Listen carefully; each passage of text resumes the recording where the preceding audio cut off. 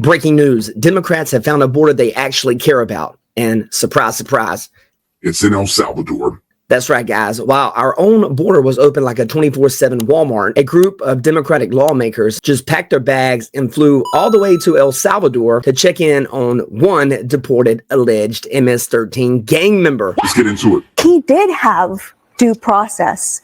Everything we know about him is documented because he did go through the court systems. He was stopped for trafficking. His wife did file these domestic violence charges against him. He was arrested with MS-13 members with a roll of cash that had the eyes and the ears and the mouths of the presidents erased, which is an MS-13 markings. This is all non-disputed.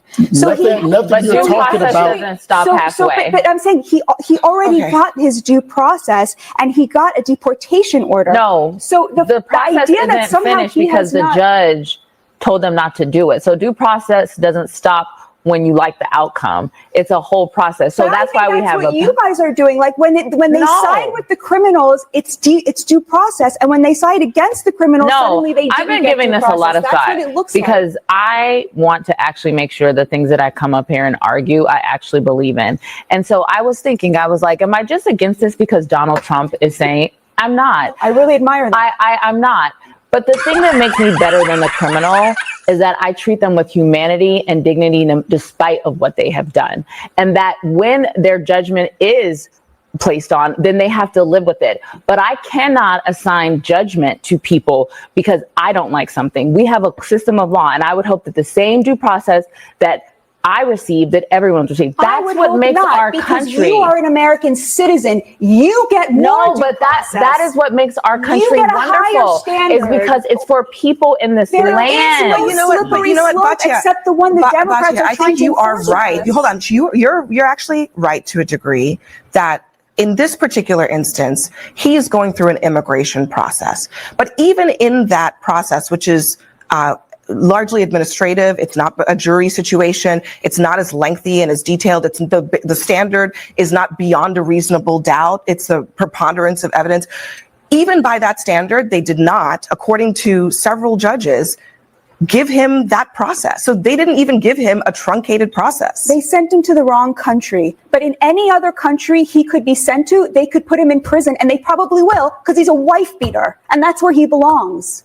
Look, I am not Salvadorian, I'm Mexican, but for Salvadorians and for Nayib Bukele, a putazos.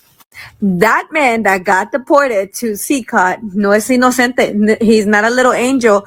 He has freaking Mata tattoos. And for the freaking people who live in the United States who are demanding for us to try to go get this man back, if he has an MS-13 tattoo, that means the gang saw him kill another person so that he was able to get that tattoo.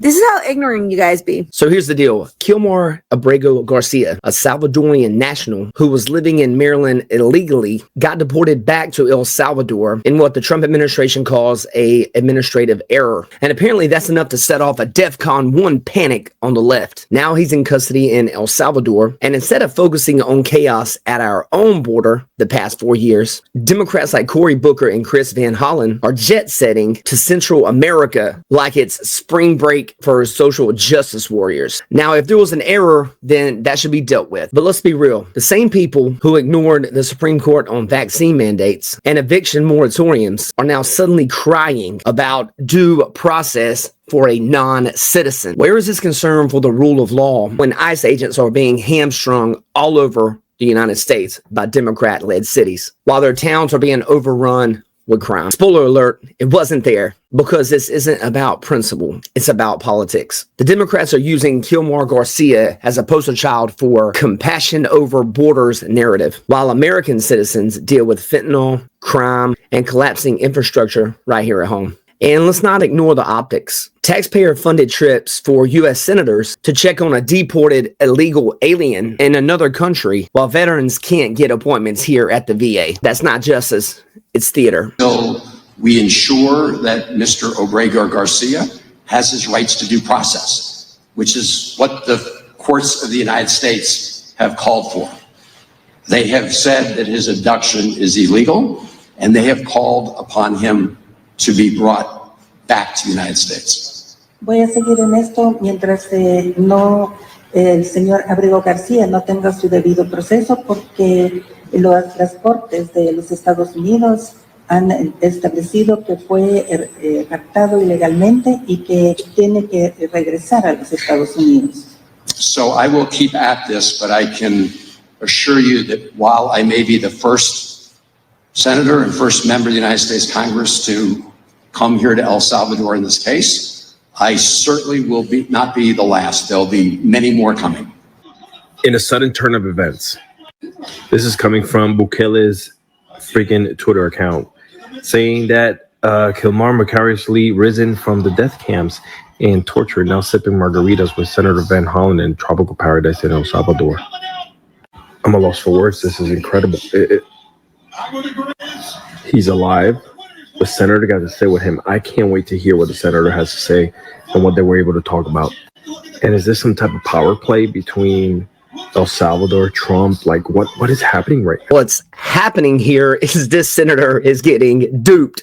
Bukele recently went on Twitter and posted, "I love chess." So the next time someone tells you Democrats care about the borders, just ask, whose borders? Because it sure as hell is not ours. Like, share, comment on this video if you feel like American citizens are the people we should be fighting for first, not flying coach to rescue someone from a legal process they weren't supposed to be in anyway.